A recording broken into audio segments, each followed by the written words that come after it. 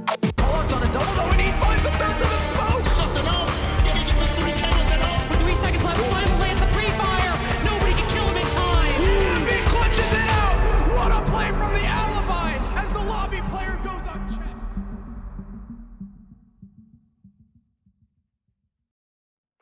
Ladies and gentlemen, welcome back to SCS7. My name is Hayden Taco Fancher. I'm joined by my buddy Klimps here. Klimps, how you doing today? It's good, Hayden. I'm excited. It's gonna be a fun game. We've got an awesome matchup between Homeland and EQ3 last night. Well, both teams solidified their spot in closed qualifiers, and the round of 16 is underway. Homeland finishing out at 6-2 throughout the open qualifier bracket, and 5-3 for the other side. EQ 3.0. They were featured on the mainstream at the very end of the night, so we watched them stamp their way on in to closed qualifiers. Well, speaking of the mainstream, if you want to see more action like this, be sure to tune in to our mainstream. This is the B stream. Tune into Nerd Street R6 on Twitch to check out S2 Esports versus Lycus Empire while this game is going on as well. So if there's any breaks, be sure to keep up on the action for the closed qualifiers. And speaking of these closed qualifiers, let's try to dive in a little bit into the bracket. These are the top 16 teams from open qualifiers. They had the best performance throughout this very tough 2 days of best of ones, and now they're going to have to show that they can do it consistently in best of threes. A lot of star-studded talent all throughout this bracket. Every team could beat each other. Who knows who will end up being the 4 teams that will be invited to SCS? We've got back-to-back BO3s today as well. We'll kick it off in the round of 16, move on into the round of 8, and if you manage to make both of those games, then you'll end up qualifying yourself for SCS Season 7 and, well, play alongside the likes of Oxygen Esports, Aerial Rise Academy, Vipers, Luminosity, and more. Maybe a few more that have yet to be announced, but yes, looking at these 16 teams here, very, very stiff competition, and only the top 4 are going to make it into the prestigious SCS7, the biggest season of SCS so far. But only one question can be answered here on this B stream, and that is who is going to move on between Homeland and EQ 3.0. So to find out a little bit more about this team, let's take a look at the rosters. On the side of Homeland, we have Floofs, Snipey Poo, ATK Rival, Zez, and Raki. This is a team that had a little bit of a rocky start in open quals, but they found some serious success going into the late rounds.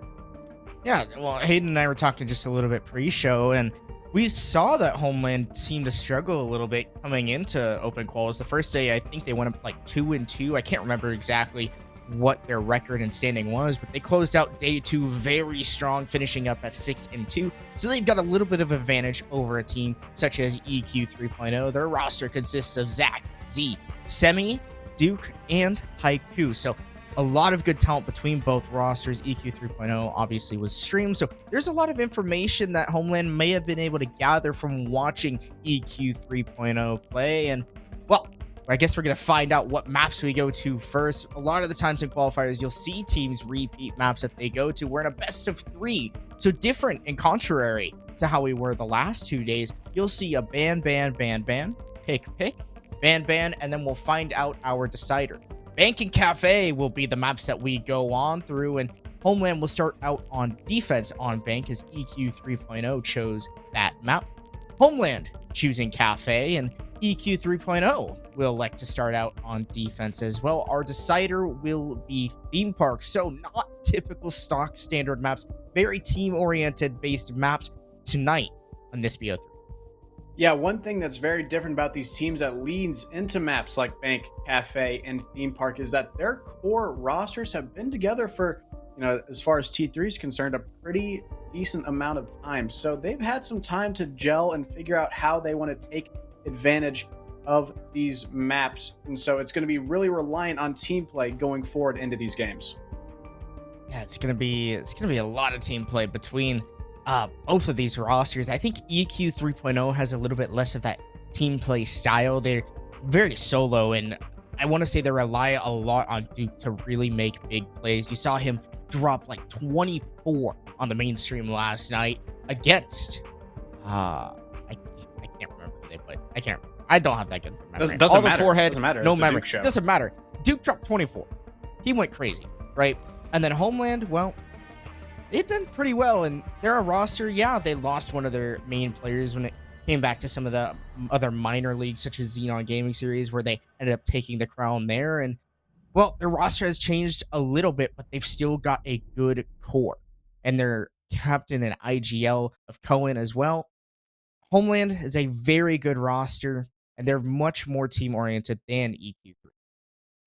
But all of that speculation aside, we are going to be seeing how it plays out here on Bank, as the first ban from the side of Homeland is going to be the Jackal. Tells us a little bit about how we think Homeland is going to play. The Jackal, phenomenal, obviously, at shutting down extensive roams on the defensive side. And Homeland, starting on defense, said that they wanted to try to circumnavigate that. Well, EQ 3.0 used Jackal a lot on Bank yesterday on the B stream here, and well, they played on Bank and they used him a lot. So I think Homeland did see a little bit of that. A little homework. The coach of Nick Moop, most likely able to catch a little bit of that action, brings out the Jackal. Nook also off the board, obviously so important on a map like Bank to get rid of Nook, because you can hide a lot from the cameras. And well, a lot of the cameras can be shot from outside, sure, but again, any of the extra information that's brought, bulletproofs, black eye bubbles, echo yokai drones, a lot of information is needed on a map like Bank, and more of that information will be stripped away from the defenders as Valkyrie finds her way off the board. It's going to be interesting to see how EQ3 elects to operate in their attacks, because Bank is a map where you can kind of shift up the pace of play pretty substantially, right? You can go for more direct, fast, hard-hitting takes, or you can try to slow down and really try to work the map control. And so it's going to be on EQ3 to kind of see how this defense is going to be setting up for them and see how they can adapt to it. Well, definitely, as we head on into the first bomb site of round of 16 for SCS closed quals here, and Lockers, basement defense here from Homeland, is they've got a pretty decent extension planned, I think, with the Ella shotgun highlighted on the board. You've also got Ivan, who's playing on the Vigil, so trying to stay away and hide away potentially from the EQ3 roam and clear that will come through. EQ3, they're a team that on their defense, well, they love to run Warden, and Homeland will have to see how they end up tasking against that later on in the match. Homeland, though, let's just start defense on Bank, which is a little different than what we normally see. This is EQ3's map pick, so Homeland was allowed to choose the side, and typically Bank seems to be played out as more of an attacker-favored map. Homeland going against that. Yeah, but there is certain advantages that go your way once you start on the defense, just kind of allowing yourself to set the pace of play, and also, you know, going on a side that might not necessarily be the most favored side, but you can definitely still compete. So maybe you go into this game, you're like, all right, we're going on the tougher side where we might not be as warm, we're not expected to get as many rounds, and so we're allowed to make a few mistakes here and there, but if we can just find a few rounds, it's still going to be good enough. As we're warm up, we're going to go on the attack and really try to finish out that game. And so maybe, you know, it's not as crazy as you might think starting on the defense, but we're going to have to see just how well that works out, as Ivan, it looks like we're going to see a bit of early aggression jumping out on the sledge. And if he can get back in the building, that's an absolute freebie, but no, Simi is there to clean up the mess. That is, if that's any indication of what we're going to see in this game so far, it's going to be an absolute bloodbath. Well, Ivan potentially a substitute player for Homeland, and running out and showing the aggression that they are willing to bring to the table. Haiku here, almost on the entry for the Hibana, is met between a rock and a hard place with Cohen, who has got the shotgun in position, but not able to find the Hibana. Oh. Haiku will find two, as Snipey holding the long angle isn't able to get that frag, and well, all of a sudden the advantage is in the place of EQ3. Now they've got a lot more map to clear, but Raki still up here in open area, able to hang on out, but they will fall away back downstairs into Lockers, and the rest of the basement they go. They'll join their teammate Zez into holding on to as much map control as they can. A nade will come through, or potentially an impact grenade from below will do a little bit of damage to Duke, but Duke would land the headshot on Iraqi, so effectively a 1v3 here for Zez, the maestro and the anchor of Homeland, all alone and has to be aggressive. They feel this pressure and will hop into the bomb site, but elects to think better of it. Instead, they'll play the long angle with the old 80 bullets in hand. And, oh, 1v3, it's the exact weapon you want. EQ3 did a good job of maintaining and containing the Homeland aggression, and now they have all the map control they need to start working onto this bomb site. Now, Zez is going to have to find some long-range engagements, finds one onto Duke, leaving him in a very winnable 1v2 situation. The hatch above him, though, is going to be a very prickly thorn in the side, and he knows it. Zez, though, now holding down, waiting patiently for the sound cue of that diffuser being put on the ground so he can take his 1v1 gunfight. He's going to elect to go for the impacts here, just stalling a little bit more time with 20 seconds on the clock. Now, EQ3, despite this advantage, is going to have to try to make a play here. Zez, realizing that he doesn't have the Maestro Cam at his disposal to deny the plant, is just going to let the plant go down. And so the 1v1 is now turned back into a 2v1. Zez is going to get all 81 bullets back in his weapon, knows he's going to need them, but Simi is there to lock it down regardless. A great show of composure there from EQ3, getting a little caught off guard by the Homeland aggression, but they were able to bounce back in a big way. And they ended up fighting their picks, and, well, Homeland, they struggled. Their roam started out beautifully by Ivan, as that jump out was aggressive, but it took down some of the attackers and information. And, well, on the other end, EQ3, they just simply took the fights to Homeland. EQ3 is a roster that is known for winning their gunfights, and it's exactly what they did. Haiku, namely, on the top floor with the Habana. Of all operators to be peaking aggressively, almost the most important, but looks like we're going to have a rehost, as Siege servers, unfortunately, lately have been a little rough lately. But we'll go to a rehost. That means we're going to send it to a break. We'll come back just a little bit, hopefully with better servers and a better lobby.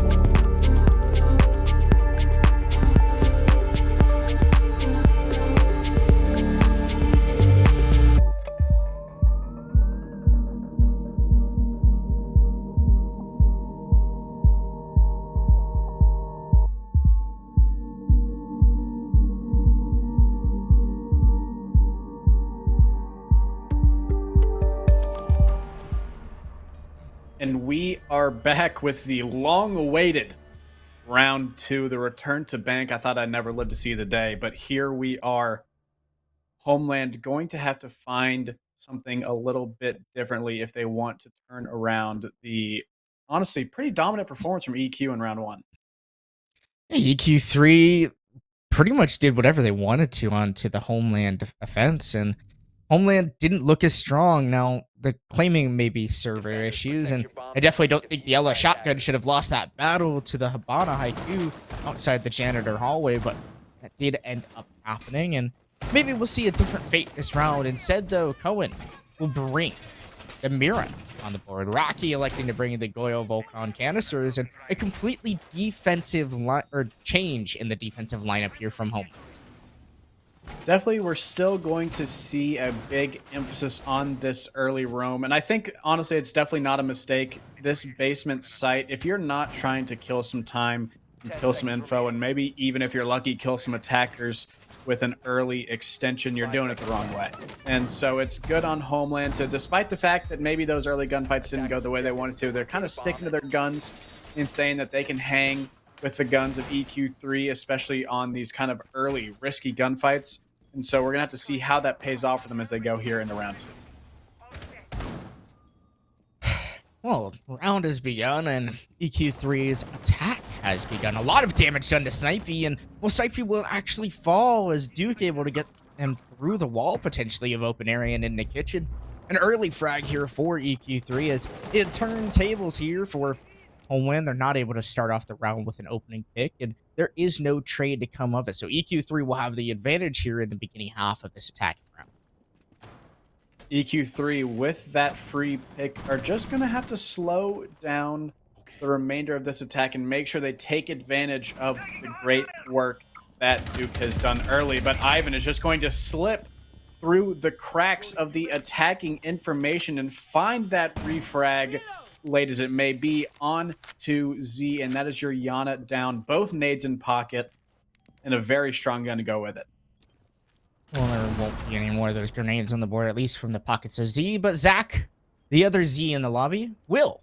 And so they've still got a couple of nades, and there's the ability to clear out any utility that might be set up here by the defense. But Homeland has a rather anchor-based lineup now, as well, they've got the Miras, and they've got the Goyo Volcan canisters, and those canisters will last for over 20 seconds, just sitting there and wasting as much time. Ivan going to try to recreate their play by walking out of Archives and into S1, but they elect to think better of it and will fall back inside. But again, they're still thinking about making this play. Haiku will begin to pop that hatch into stock as, well, EQ3's attack has been rather slow. They've only got a minute left in the round, and their headway has not been as fast as previous.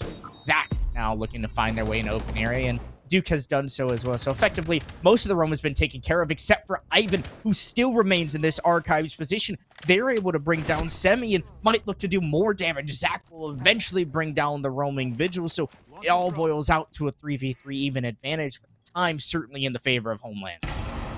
All the map control needed has been secured by EQ3, and it looks like they are going to go towards this blue side to work their plant. Haiku getting the wall open here. Duke with him in servers, holding down the long angle now. But these Vulcan canisters, this Miro window, are going to be a final boss to battle. You are going to have one in the hatch above, and Zach's going to find not one, but two from the hatch. A well-timed grenade joined with a quick spray from that beautiful, beautiful sledge weapon is going to close out the round. Another one for EQ3, as clean as you like, Clemps. Wow.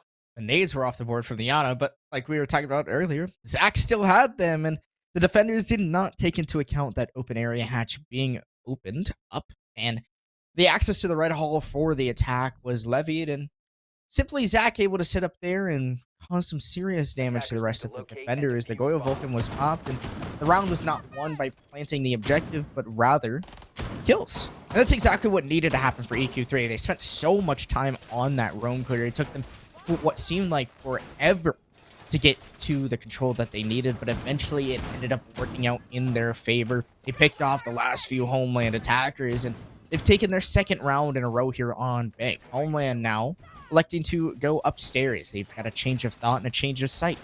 They're on the upstairs defense now. They're bringing out the Castle, the Warden, and very common operators here for an upstairs defense. Jaeger as well, someone we don't see as often here. More likely than not, you'll see a Wamai, but A shield has been positioned in the open area hallway, slash that janitor, that slant hallway, and that's a power position here. Is it makes it so much more difficult to push top square.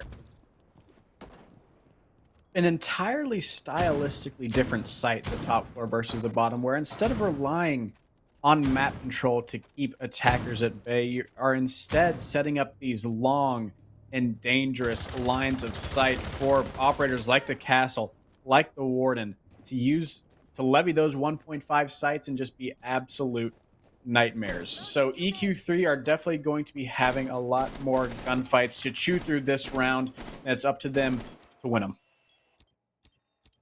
Well, 40 seconds off the clock now is more information being gathered here by the Homeland defenders. They're just trying to see where the EQ3 attack will begin to push from, and Ivan seems to have a nose for that first initial entry. Z will fall down as the Jaeger able to get yet again another frag, and Homeland seeming to pivot off of Ivan's aggression and gun skill prowess, everything that's coming from them. Raki here on this power position of E3 will continue to deny the attackers of any more information, and ADS to protect the warden as well. So EQ3 with tasked to, well, clear out these defenders. They'll begin it by bringing down Ivan, so the Jaeger eventually refragged by their own teammate as Zach and Duke has made their way into lobby.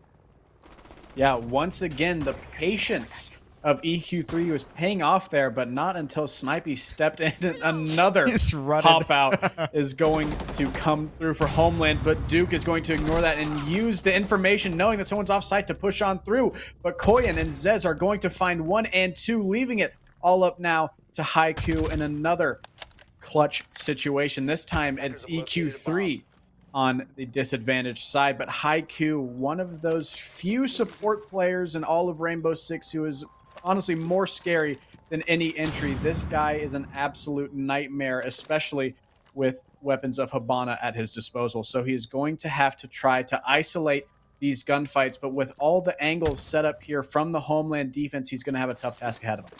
I'll just shoot through the wall. Haiku kept that castle. Of course, we have the wall hacks. He is not aware of the positions of these defenders. Similarly, though, we'll check the angle. I think he sees the shoulder. He'll tap away, try to get the head, but not able to land it. Cohen will barely escape with their life. They try to one-tap on a sniper. Shots nearly ringing out, but just barely missing by, I mean, mere fragments on the screen. Pixels are the difference between the head of the defenders and Haiku's gun barrel. He will bring down Snipey, so effectively a 1v1. The location of the castle is known, and Haiku will take the swing and they'll win it. They'll bring down Cohen.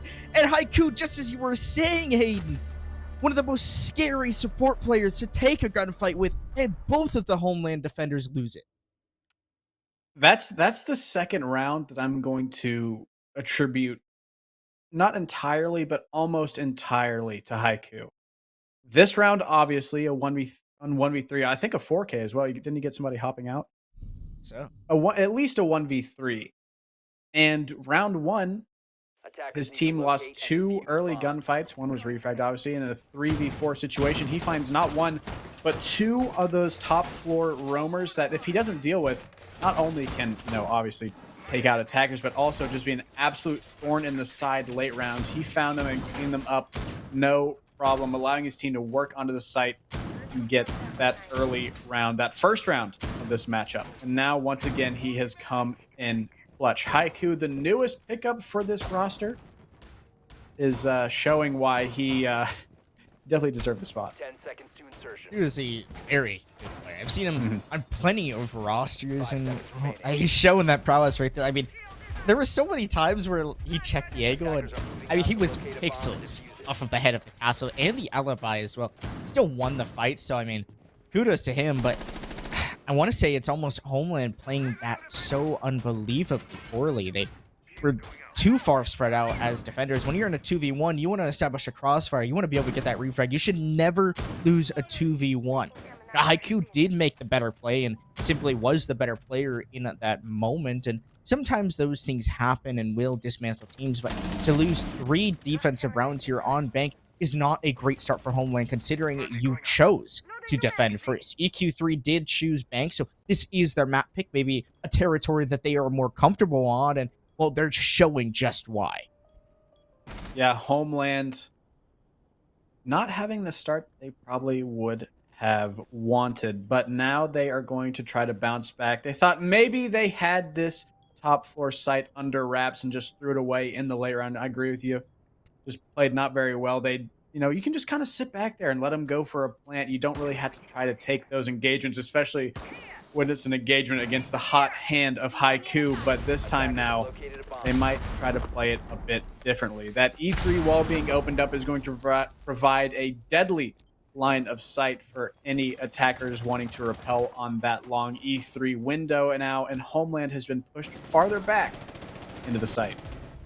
Well, Duke will take a little bit of damage here from Ivan, but ends up winning out that duel. A minute and a half remains, and EQ3, their attack has not stagnated. They've got the control of lobby, and now will slowly make their way up the lobby stairs in a rapid fashion. They're here to clear out the deployable shield, and Duke will simply just walk up behind it, taking down Raki. A 5v3 ensues in a minute left. Oh! Duke hits the headshot into Cohen. Cohen not ready for the swing from the Ash. The Ash nearly able to find Zez as well as, well, things are crumbling here for the defense. Duke will find his fourth player of the round. It is left all down to Snipey, who is the last player left alive here in the long hallway. The cancel wall obviously being held. He will bring down Z, but again, tasked to bring down 4 more attackers. Quick peeks going on through, still not able to bring down the player holding the long hallway. I think Duke wants their aces. Semi was able to confirm one of the players that Duke had down. It will happen for Duke as they secure the ace and another round for EQ3. A bit of vintage Ashmain there from Duke. When you say, I mean, just an absolute. It's cheaper to succeed.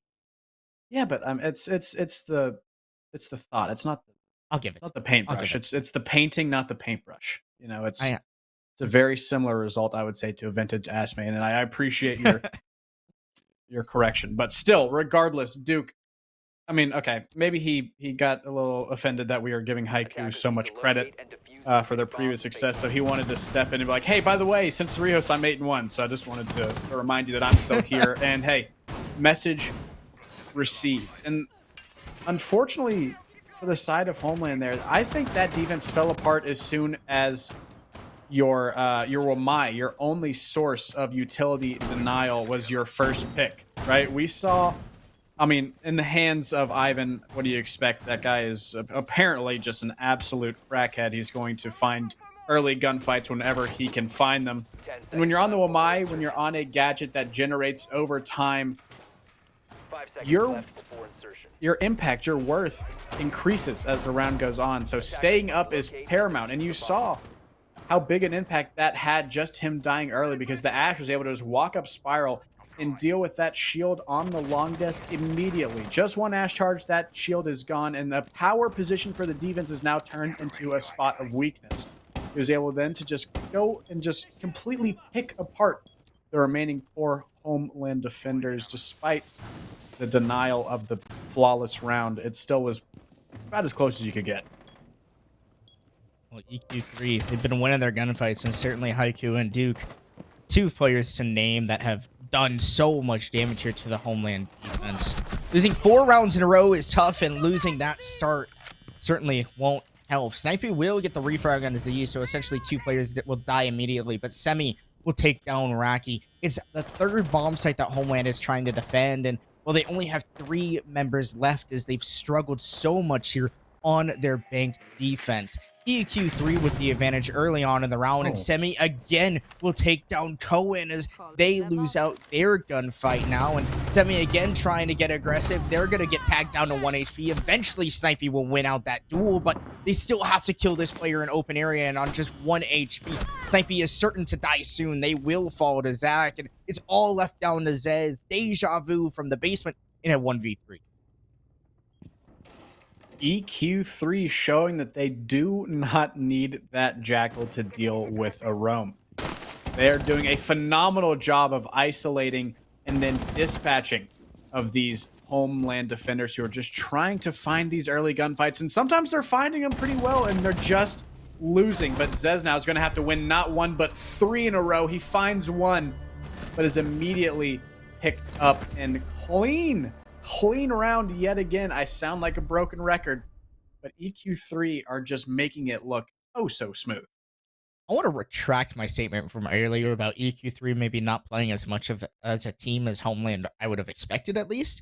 I think EQ3 has played 10 times the team that Homeland has been so far in this matchup. Homeland, they've been on their own pretty much in every single engagement they take. There's no refrag capabilities from them. They're not swinging together. They're not playing as a team. EQ3, on the other hand, though, just as showcased in that final kill cam, you saw Zach able to refrag their teammate Duke, who, well, maybe they got a little overzealous and ended up jumping down the marble stairs. It seems like a tendency that Duke loves to do is Goomba stomp from the ceilings above, but they do fall, a refrag from Zach, and that's exactly how it should be done. And going back to the round where, well, Haiku clutched, that's what Homeland should have done. They should have been positioned together to get those refrags, and EQ3 right now, they're showing that they're the better team.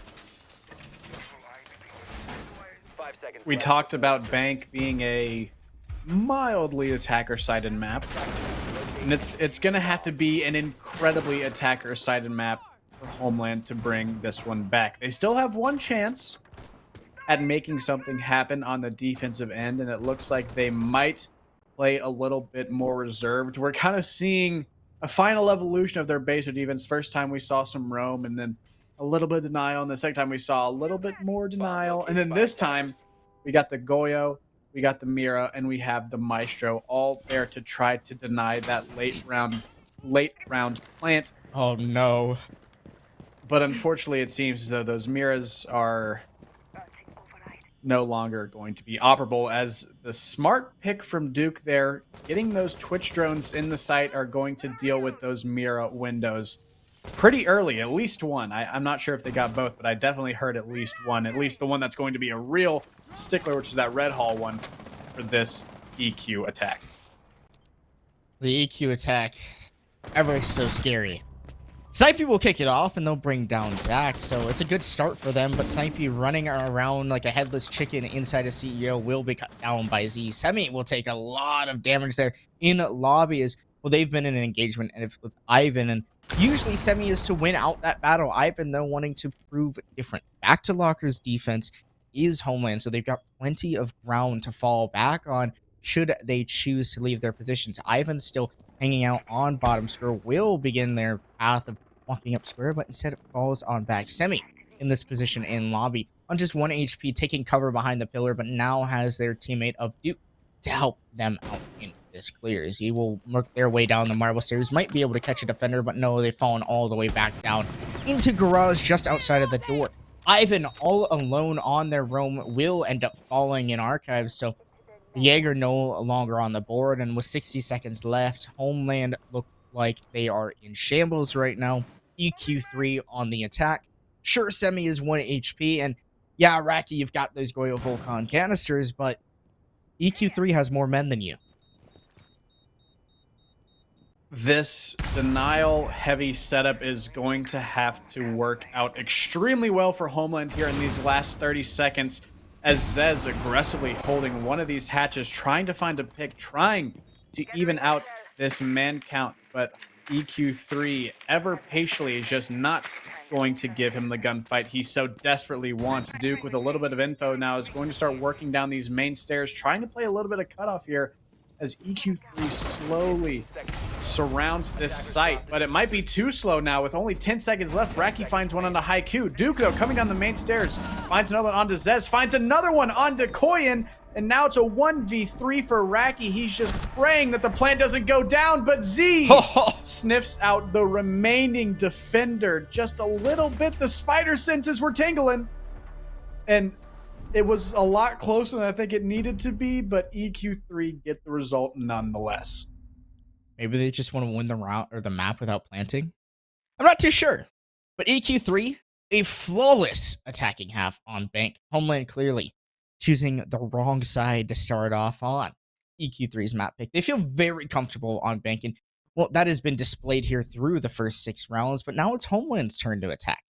However, I don't think that's going to happen, Hayden. I honestly think we might see a 7-0. EQ3 is a very aggressive defensive team, and I think that they're going to almost be on the attack on defense with how up in your face, they are going to play. Homeland, they're missing one of their core players. Floofs is out for Ivan, and Snipey, Floofs, and Cohen have played for what seems like forever together, and when you lose one of your core three, things are definitely thrown off the balance, and that's exactly what you're seeing to a Homeland roster right now.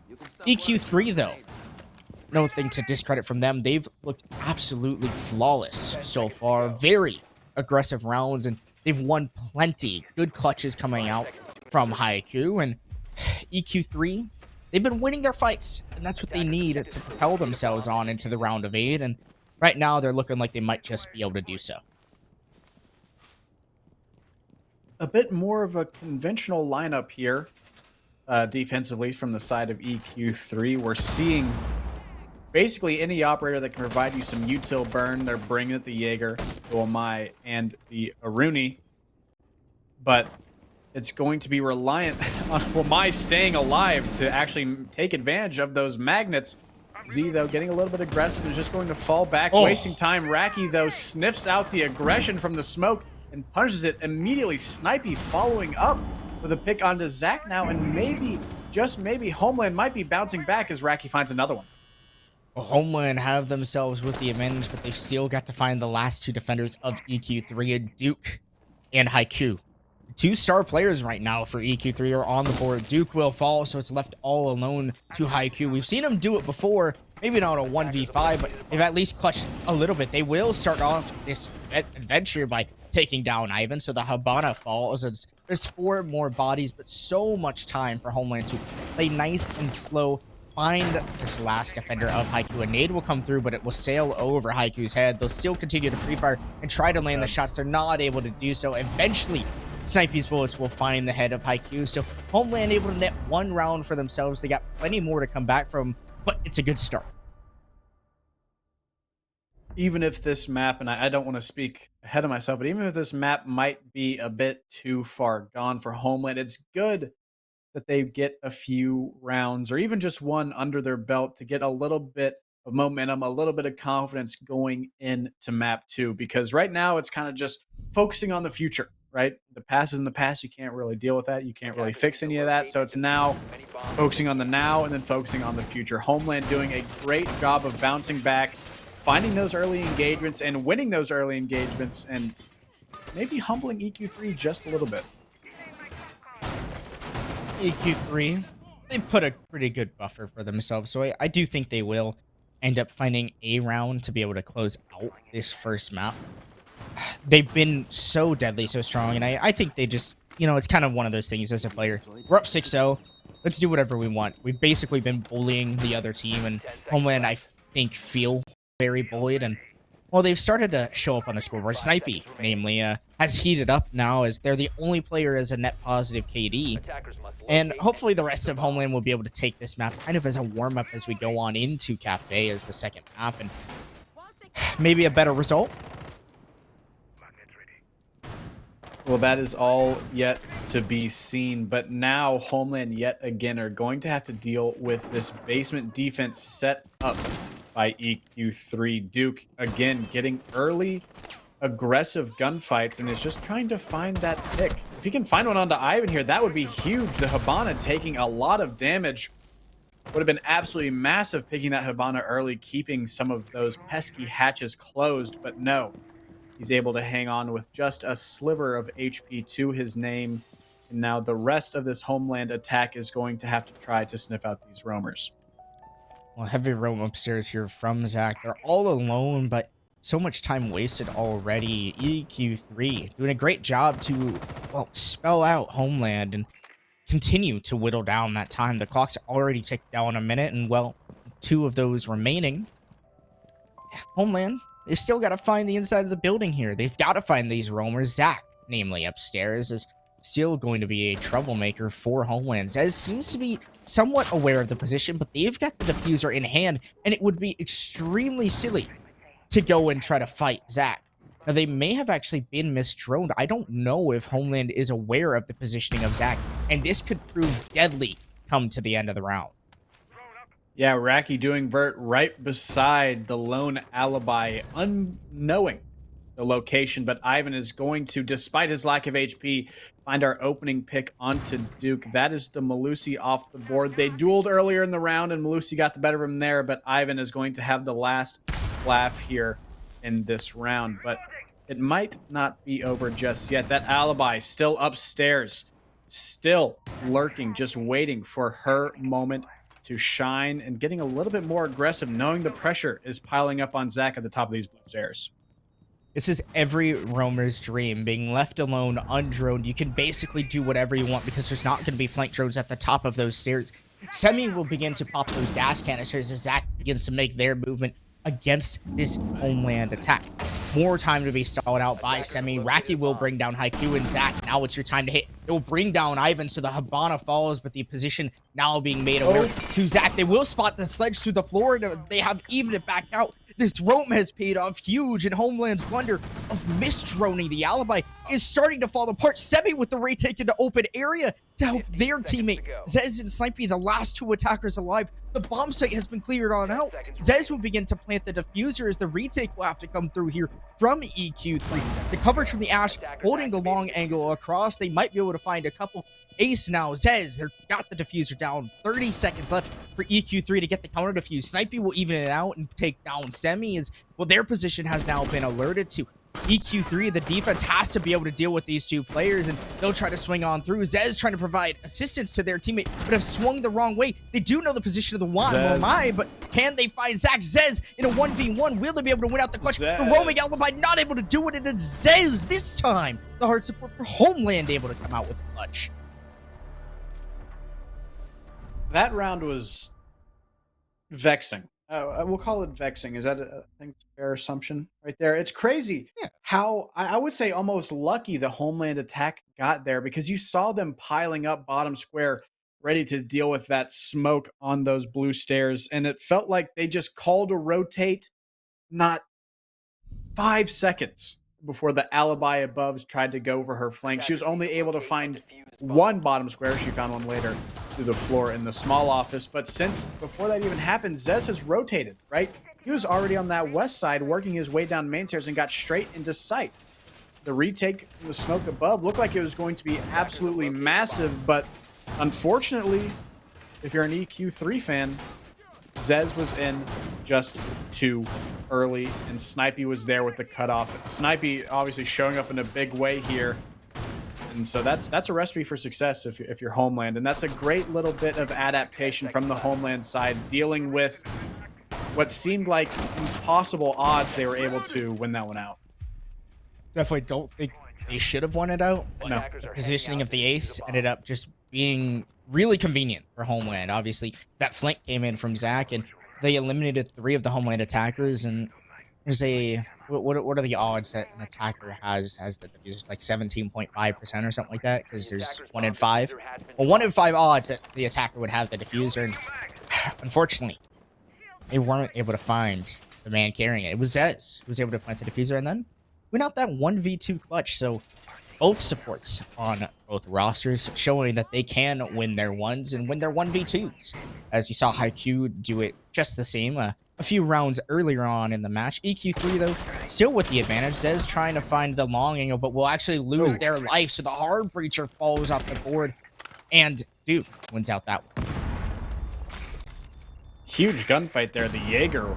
I don't think I have the stones to peak that as Jaeger, I'm going to be honest. Nope. I mean, that gun's definitely gotten easier since the newest update, but at least comparatively, but still, I still don't think I'm challenging an ace of all operators. But Ivan is going to even it out regardless, finding the Jaeger, probably, I'm going to guess, peeking a window yet again, and this time not having the same success. So the hard breach is down for the side of Homeland now, but they're still able to get this lobby control, get the control they needed. Raki here under the guise of an Ash charge, getting aggressive on the spiral staircase. A gunfight is to be had with Simeon. He's going to win that out, but Zach's going to find one on to the cover of Snipey, and Zach's just going to dip back into the cover of sight, but he is now stuck between a rock and a hard place as EQ3 is just absolutely surrounded. Zach barely avoiding Oh, her he's nade. going Ivan's in! just gonna swing in and take the fight. They actually win the fight against Zach. The Osa has now made an opening into the bomb site. Haiku with the response on the Cohen. Ivan will bring down Z to 3 for the round now for the Osa. Haiku left all alone. It's the support for EQ3 left up to clutch it.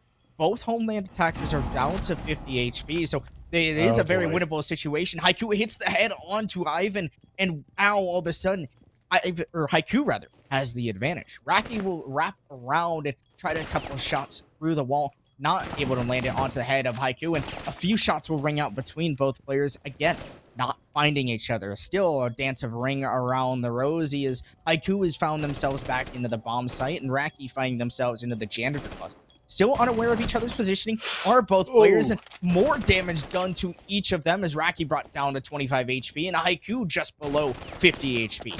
More shots to ring out through the wall, and eventually Raki will find the headshot on Haiku through the wall. If you put enough bullets on through, you will hit the head, and they do just that. A tense 1v1 to close that round out. But Homeland, they're starting to march back a little bit here. I mean, obviously 3-6, no one wants to be in that position. But if you are Homeland, maybe you're seeing that there is just a little bit, just the smallest little bit of light at the end of the tunnel. And I'm going to say it, winning a 1v1 against Haiku is definitely the confidence boost that they needed. I guess we'll say it was a 1v2, but you know, at the end of the day, you still won your one. So good on Homeland. Good on, who was it? I believe it was Raki to win that 1v1 out. Give Homeland just that little bit of a chance. And it was looking pretty grim, I'm going to be honest. Well, Homeland, they're now kind of in the driver's seat. Won 3 rounds in a row after being down in the deficit of 6-0, and some of that mental play starts to set on in. EQ3, they won 6 in a row, but have dropped 3 straight now, and it's time to knuckle down and focus up for the defense. The other side, Homeland, maybe they're feeling a little more spicy, a little bit more confident, winning out a couple important clutches. Obviously, Zez and Iraqi both able to do so, and with EQ3, they're starting to toss a couple rounds away. They've, again, put themselves in a very good barrier, and they would have to lose 6 rounds straight in order to be sent to overtime. But as that fashion continues, it seems to almost be the case. EQ3, though, they still do have a few rounds to play with, so you can't count them out of winning this map yet. You can't count Homeland out of this map yet. They've brought a few rounds back, as well, they're under their 4th attacking round, looking to repeat just as before. A few standout performances from the side of EQ3 is really to thank for this success they had on their attacking half, Duke and Haiku especially. But let's not forget that a player like Zach, who's been, you know, maybe just a little bit quieter than his teammates in those close late round clutch situations, has still been finding very impactful plays, finding a way to be useful almost every round. And Ivan, speaking of finding a way to be useful, is going to get an early pick onto Semi. The Osa on those windows can be an absolute nightmare, especially in the right hands, and Ivan showing that his hands are just about right as anybody else's. Well, EQ3 seems to have a problem of not being able to not peek an attacker when they know exactly where they are. Now, the aggression will come on through, and Raki will actually win the headshot on the Zach Duke with the response, so they'll take down Snipey, but one of the players have made their way up into the E3 hallway. Raki will find a second on the Z now, as they're still looking to get aggressive. Duke, though, does win out that duel, but not taking into account for the Ace who's made their way up the lobby stairs. Now, Haiku left alone again in a clutch situation. It seems like deja vu. Wow. Cohen able to win it out, and Homeland are on for 4 straight. Uh-oh. Indeed. I might have spoke a little too soon, counting Homeland out of this map. EQ3, they're dealing with that same issue that Homeland dealt with right now, saying, oh, okay, what site do we go to, right? Our basement was close. You know, top floor wasn't really good for us. We got to a 1v1, but then we just got smoked that time. What site do we even go to right now? Because we can't win any of them. They're going to opt to go back to the basement here, relying on that late round denial to hopefully close this map out for them. And it's going to rely on them maybe not getting early round picks, but just not losing those bodies early. And it looks like they're going to commit to that strategy wholeheartedly. not a single really kind of what you would imagine is a dedicated roaming operator. You know what I'm talking about, the Alibi, the Vigil that we saw previously. But we got a Jaeger, we might even see some hatches getting locked down with the Cade. And so we're going to see how this change in style might not maybe lean into EQ3's traditional play style, but more maybe catch Homeland off guard. EQ3. They start to lose it a little bit. Homeland has started this comeback, and they're not too far away from actually achieving it and sending this map into overtime. EQ3, though, only needs one round to close off this map and send us to Cafe. Momentum has been gathered, and Zach trying to get this long Cade Electroclaw established actually will get the hatch, so that's a pretty crafty way, and maybe not expected here from Homeland. Homeland, though, no major heartbeat. They don't have the Habana. They do have the Ace, so they'll be able to get some hatches open, and Ivan as well, bringing those pocket breach charges, will open up some extra hatches, but you can only get 3, so that means Homeland have to be very specific in what they open up. Ivan has had a very rapid entry upstairs, and as the primary entry, but also with those pocket breach canisters, you have to stay alive, and they will fail to do so. Duke able to bring down Ivan, so only one hatch will potentially be opened on up by Zez, but as well, there's no a pocket EMP gadget being brought out. Instead, you're praying that Cohen, the Twitch, will find those Cade Electroclaws for whatever hatch you do choose to open. Homeland's attack will be 10 times harder now at the loss of Ivan. Yeah, I'm starting to get that feeling that this might be the round that EQ3 closes it out, unless the Ash, who just dropped into the server room, is able to make some magic happen. But outside of that, EQ3 just has an absolutely rock solid setup here, and this has been extended, or this advantage has been extended by the fact that there's no Thatcher, like you mentioned. There's no pocket EMPs, and Ace charges now are just falling by the wayside, trying to open up this mirror that has an absolute nightmare line of sight on the main stairs. Doubled up with Dookie here, it's going to friggin' Dookie. Is it Dookie? I would call him Dookie. I think it's Dookie's just funnier. Duke, but Dookie is funny. I'm gonna call him Dookie. When I was casting with Harrison, I was calling Mikey, and I was getting yelled at for that. So I mean, we could take the same rule in, maybe. Well, Raki now getting boxed on into the elevator. Semi with a nade or a gas canister from the response of the grenade that comes through. Semi is still tasked with holding 2 players locked in the elevator and may try to continue doing so. Their gas grenade does expire now as Cohen needs to find their way on out, but Semi and Zach will both win out their fights on those players in the elevator. Zez is still alive, so clutch potential easily in favor of Homeland, but Snipey will ring out a little bit of shots and a little bit of damage done to them. Not a lot of information left on the bomb site. Zez does have 2 drones, but they will not elect to use them. Instead, elect to dry peek every single angle that these defenders could be holding. They know one is in garage and will be able to win the fight, though, with the second on a Semi, who's prone on the ground, trying to run across, and away is the Ace, but they end up losing their life. Sniping now in the bomb site will have to plant this diffuser and has to stick it. Zia hiding for their life as the round will expire. The plant continues to go down, and hopping off the plant is Snipey. You can't do that. You have to stick it with the potential chance of being able to kill Z, and the mirror will win out the round, and EQ 3.0 able to take Bank 7-4. Yeah, definitely not as clean as the start might have suggested, but they got it done all the same. A good call there from the side of EQ3 just to bunker up in the site, make Homeland play a little bit of fundamental siege, and unfortunately they just weren't up to the task. Yeah, well, EQ 3.0 eventually found one defensive round that they could win, and that's all they needed. They won 6 straight attacking rounds, and they just needed one. Eventually, they ended up getting that due to the mistake of Ivan falling too early, and they weren't able to open up any hatches for their team. That's the danger that happens when you take those pocket breach charges on Amaru, and you don't have them stay alive since they're the primary entry. A little too aggressive from Ivan ended up costing their team that round potentially. However, though, we've got more maps to play. It's a best of 3, of course, so we're not done just as we were the 2 previous days. We'll go to a short break, and when we come back, Cafe is up next.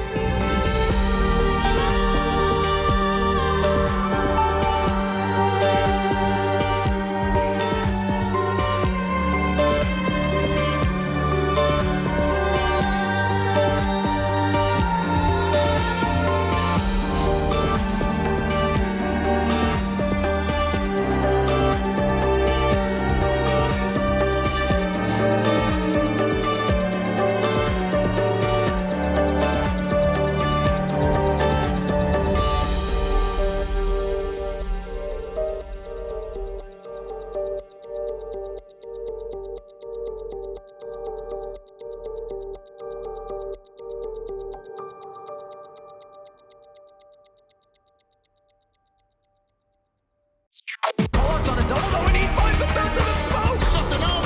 Yeah, he gets a 3K with an out. With 3 seconds left, Final lands the pre-fire. Nobody can kill him in time. And he clutches it out. What a play from the Alibi as the lobby player goes unchecked.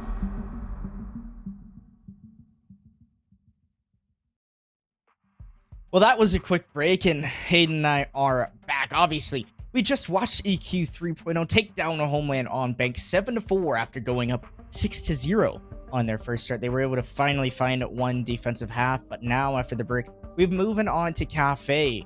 EQ 3.0 taking their own map pick, but now it is Homeland's turn to see if they can show the same. Yeah, and it's going to have to be on Homeland to bounce back. They do have their own map, but they're starting on the rougher side, I believe, or are they? Who do we got on defense? I think EQ 3.0 is different. So Homeland starting on the rougher side. They didn't have a great first half last time, but they were able to bounce back, and maybe that little nugget of momentum they had might carry over into Cafe, where they feel just a little bit more comfortable. But that is all yet to be seen. But let's not forget what these teams are battling it out for. We are here in the closed qualifiers round of 16 for SCS7, the best and biggest and brightest T3 league in all of NA Rainbow Six. And so both of these teams definitely have a lot that they are fighting for here in this match. First thing to do is to win this out. EQ 3.0, they put themselves one map closer. They only need one more map now to win it out, whereas Homeland, they need two. It's a best of 3, and Homeland fell short on map 1 of bank 7-4. EQ 3.0, they've got the advantage and are only 7 round wins, maybe even 8 if we go to OT, but 7 round wins at minimum away from moving on in to the round of 8. You go to the round of 8 and you'll end up moving on through, and I believe that the winner of this match will play against the winner of Citizens Arrest and Able Esports. So EQ 3.0 currently looking to potentially go against one of those teams. My pick was that Able Esports was going to be the team that wins that game. So potentially EQ 3.0 versus Able Esports. But Homeland still, they've got Cafe to play around with. This is their map. Nook, Thatcher, both off the board. I mean, absolute classics, right? These bands so far. If we see Amira as this fourth band, we've just got we've played the hits here in the band phase. Just classic operators that you want off the board that can be an absolute thorn in the side. Not the kind of newest addition to the classics, but yeah, there it is, rounding out our favorite quartet. The Thatcher, Knock, Valk, and Mira are not going to see any play here on Cafe. But Homeland here, once again, are going to have to see if they can maybe start this map a little better than last time. And with a Ying on board, maybe they might try to change up this pace of play just a little bit. Well, a quick pause is one of the EQ3 attackers have yet to load on in, and their game is frozen. So hopefully be able to get them back into the lobby relative ease. It seems to happen like right at the beginning of a map, Yeah, which is kind of nice. Like I won't complain too much because for rehost settings and for the observer, like having a rehost a lobby and set it up in the middle and trying to remember rounds, all the round stuff. Like now we're usually pretty good about writing that stuff down and making sure we know. But at least at the beginning, there's nothing you have to write down. You just basically do a fresh lobby. Hopefully they'll be able to rejoin the lobby and find ourselves back in. But Cafe, a map that everyone knows very well and went through a rework a long time ago now, and a couple minimal changes to the map itself. And mostly teams now feel comfortable on a map like Cafe. Wamai is on the board, so not usually typical for Cafe. A lot of times you'll see Wamai actually taken off because of how much utility he can soak up, especially in piano. Azami is also available, so defenses in Bar Cocktail are going to be 10 times easier with both of these operators on the board. Another thing that's going to really aid this defense, we saw the Ying being brought out potentially from the side of Homeland, but EQ3 don't know if they're stream sniping or what, but they were able to sniff it out. Obviously, they're not stream sniping. We have a delay on it, but they were able to sniff it out. And Warden, honestly, on this top floor, even if they don't have a Ying, it's just a solid pick, right? You got a shield You have an absolute laser beam of a weapon in that MPX with the 1.5 on it, lest we forget. And looks like Dookie is back in the lobby and ready to get this match underway. We're not going to be seeing the Azami like you might have predicted. And this is something that you see a lot from teams is if they scrim a map and there's an operator that is kind of usually banned on that map, they might not get the practice with that operator. And so when that operator becomes not banned on game day, they don't really know what to do with them. They don't really know how to take best advantage because they're used to playing without him. So despite the fact that obviously Azami is a very strong operator on this site, they're not going to be brought out from the side of EQ3. That's something you would see a lot with Thatcher when Thatcher was banned so often, much more commonly. Now with the Pocket EMP gadget in the game and as an option, you don't see Thatcher banned as much. They're more valuable attackers to ban. I'm shocked that he's gone here in this matchup and not the Flores. The Rotero RCXD drones are so strong on Cafe because you can drive those on in and destroy any defender gadgets that are hanging around. And the only counter being Mute, a very common operator on Cafe though. So you do see Haiku running those jammers and trying to deter any of those drones coming in from the Homeland attack. EQ3 with a pretty bog standard setup here. Nothing too out of the ordinary. No crazy long lines of sight to deal with if you are the side of Homeland. But outside of that, we kind of saw this. What worked for them on defense on map 1 is just kind of playing within themselves, playing patient on defense, and making Homeland go through the motions of kind of a traditional Rainbow Six clear. And that was what was ultimately the deciding factor of map 1, that kind of smart transition by EQ3. And so if they can kind of replicate that success here on the defenses of Cafe, they could get off to an equally hot start as they did on map 1. Homeland with a different take than what we normally see on a map like Cafe. Ivan will actually chase Duke all the way up White Stairs, eventually finding that frag. Semi locked away in train and trying to hide away from the defender drones. Come on through. He's been spotted now in train. Ivan does take down Haiku. So Homeland on their first attacking round here of Cafe look very well poised to take this one away. Snipey will engage in a duel with Semi, who's been brought down to just 1 HP and eventually brought off of the lobby itself. Zach and Z, 2 Zs of EQ3, left alive to try to hold on to the defense, but Zez from the Skylight will be able to bring down Zach. So it's Z effectively in a 1v5 rather. They brought it down to a 1v4 now as they're hunting for the Yana to walk up the White Stairs, but Raki thinks better of it. Mean Candelas will come on through, and Z forced to run around the run into Piano and eventually brought down by their own holes being created here by the Dokebi. And, well, Homeland with a very, very near perfect round 1. It's interesting. It felt like Homeland was just very prepared for how EQ3 was going to play that defense. Usually you don't see a tremendous amount of downstairs extension from defensive teams. I mean, you can see it from time to time if they want to try to focus downstairs, but you had like a Jaeger and a Malusi downstairs, so there's no nitros to deal with. Just basically just having bodies downstairs trying to maintain some map control. But Homeland, interesting enough, usually you see teams dropping the red Skylight, playing on those piano windows, burning shields, just getting piano control, trying to go for a plant that way. Instead, Homeland decided to work from the bottom up, working right into that EQ3 roam and catching those roamers pretty off guard. And so Homeland there, with a great call working from that bottom up, was able to deal with those roamers and just leave those site players with no option other than getting aggressive. And then when they had to do that, the guns are winning.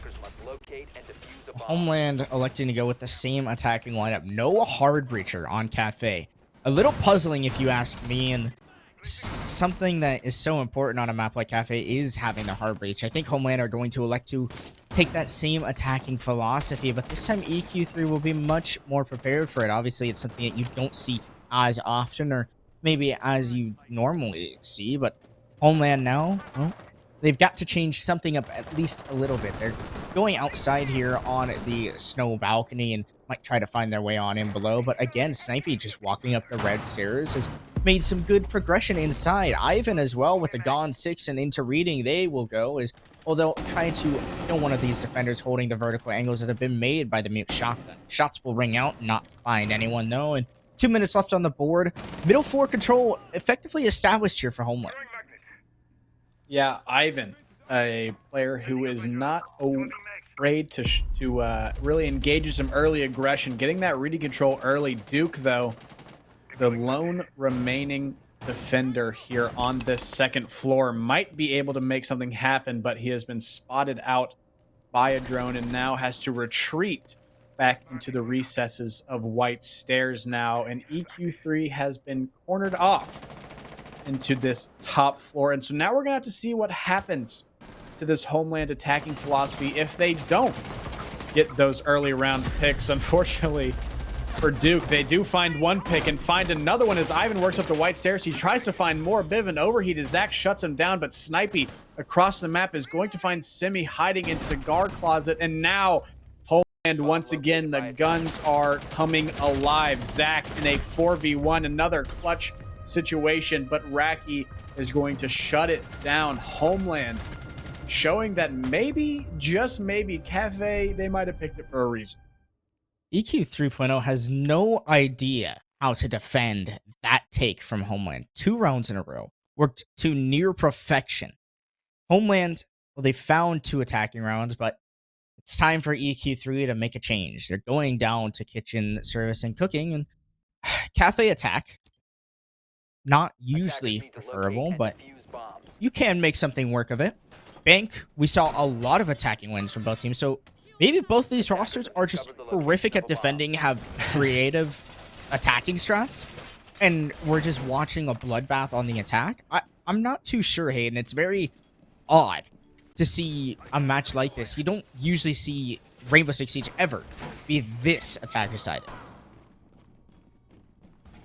It's so strange, just how Homeland was choosing to go for those attacks, because usually, you know, teams that go for that downstairs control, they're bringing a buck, right? They're bringing some sort of upward kind of soft breach there so they can deal with players in cocktail, get players in the cocktail windows, and go for a plant that way. But no, it was just get second floor control, kill anybody who's unlucky enough to be in our way, and then walk up the staircases. And for some reason, that is ridiculously effective. So good on the side of Homeland for finding something that's working for them right now, and it's working at a time where they desperately need it, being down a map. Getting up 2-0 on this attack where you know you have defense ahead of you, where you can kind of play a little bit more comfortably. Great start. Homeland seemed very comfortable so far. Snipey's just going to walk all the way through, I think, past a player into VIP. They've made their way deep on in. Zed is able to get a frag as well as they've collapsed onto the bomb site. Racket will take down Semi. Duke with the response, but now their position has been alerted to. Cohen able to take the swing on a Duke and brings down the player on red stairs. Z from Prep will hit a great headshot onto Ivan, but they're left all alone. 3 more attackers to find, and that won't be able to do it as Cohen will close out the round. Homeland. Just explosive, absolutely explosive attacks from the side of Homeland there. That time, if you see a setup like that, bottom white, you're like, oh boy, that's going to be just a nightmare to deal with after we get this top floor control, after we do some vert. Then we're going to have to deal with the VIP guy and, you know, drop down the hatch or go for a plant. No, why would you do all that if you could just go in and kill everybody, apparently? Just ignore what looks like insurmountable odds and just take them on, just face tank it, really. And Homeland showing that this early aggression is just catching EQ3 entirely off guard. They weren't ready for it at all, and that just showed up in a huge way in round 3.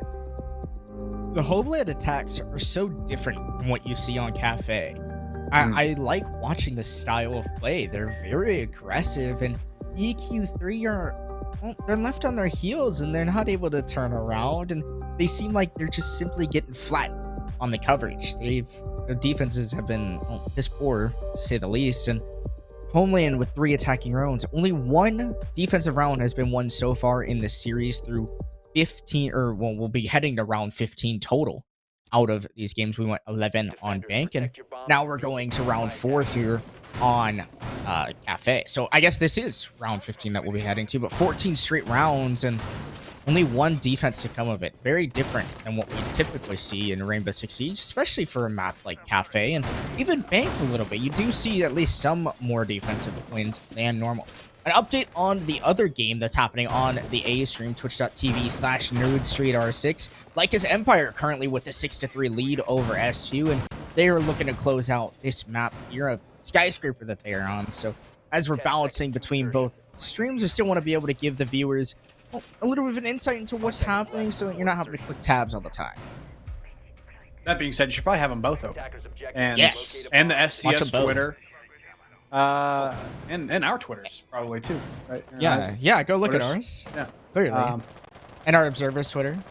There you go. There's a lot And of our producers' just Twitter. so much stuff to look at. Just And everyone else in the background. an is embarrassment helping of a lot. riches in terms of online entertainment. But EQ3 now have opted to go for the traditional They're doing tertiary it again. site. They're doing it again. But I guess the Just site walk in. doesn't matter. It looks like we're just spectating a TDM as the attack has once again just shoved its way into What? this site and are just putting EQ3 on the back foot, taking uncomfortable gunfights as Simi and Duke are the first two to fall. Duke was showing up massively on Bank and has just been absolutely shut down by this Homeland aggression now. Z, Haiku, and Zach now are left to try to pick up the pieces of what has become an absolutely dominant round yet again for Homeland. Homeland's attack.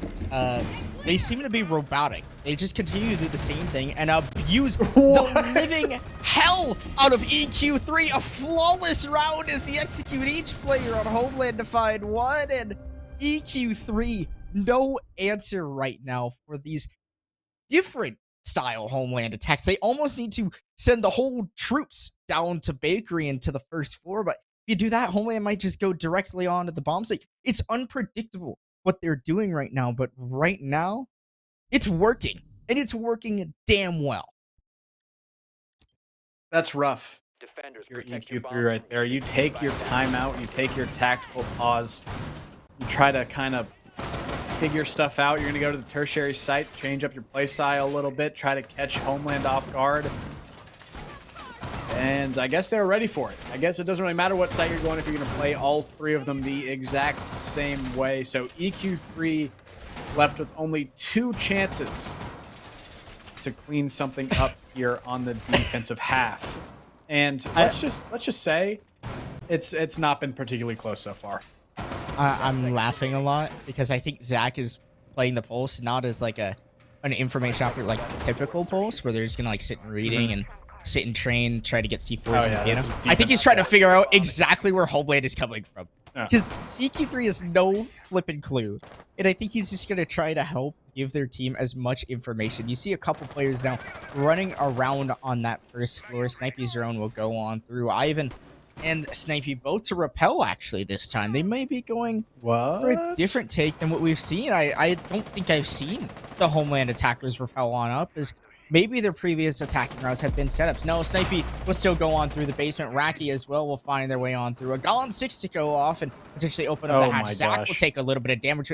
Snipey is on the hunt. They have the information of the player in flipping freezer, man. Zeds with the cutoff and long angle cut, and Zach will be hunted on the first floor. The post will fall, so effectively, no longer will you have that cardiac sensor. No help for the player for EQ3, and Homeland is starting off yet again with the man advantage.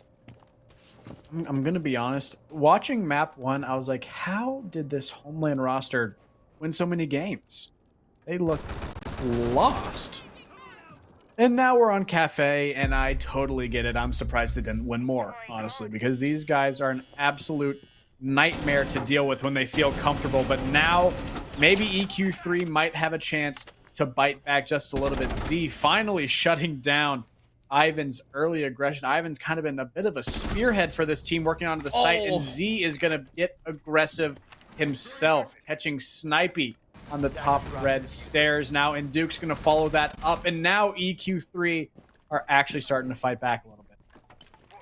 Well, an answer finally from EQ3. The guns start to heat on up as many of them have been silenced throughout the whole match. Z will find 3 on the round now as they've put themselves into a positive KD. Raki, the last standing Homeland attacker. This could be the second defensive round win we've seen all series. Raki will take a couple shots through the wall, but not able to find the defender, and has to find 4 more if they want to secure a flawless half or potential flawless half for Homeland. On 1 HP, though, nearly impossible to do. A nade will come through, and it will go above. There's information on the player, but it's cooked a little too long. Overcooked goes the grenade, and, well, burnt to a crisp. Raki just patiently biding his time, knowing that there's not much going for him remaining in this round, and Z is going to close that out with a very impressive round from the Wamai.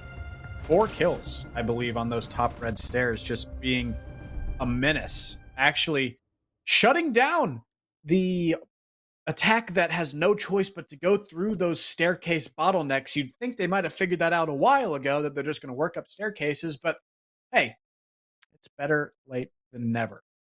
What I'm going to be interested to see is if Homeland changes anything, right? I don't think so. It worked from the first 4 rounds. I really don't think they will. The They've got 5th the round same didn't go lineup. their way, but now they have a choice to make. Are they going to continue this early and just unabashed aggression? And you're probably right, Clemps. I think that's exactly what we're going to see. So the question now points towards EQ3 on how are they going to deal with it. I'm assuming this time they're not going to let VIP go unguarded in the earlier. I think everything is the exact same on this lineup except for a sledge in place of the Yana, which was brought last time. And there it is, the switch to the Yana. So just shut me up, Raki. My bad, dude. But 4-1 right now, Homeland advantage on the attack.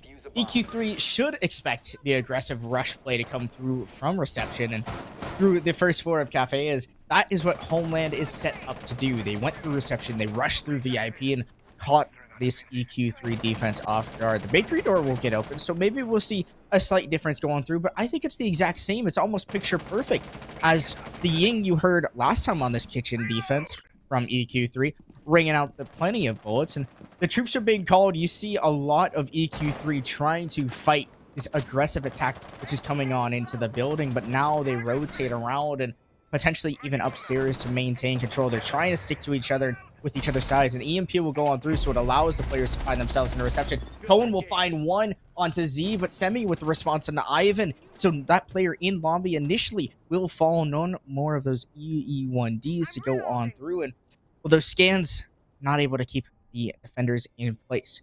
2 minutes left in the round, and initial early action will take place. Cohen taking a lot of damage, but Semi and Haiku both have traded out just about the same amount of HP.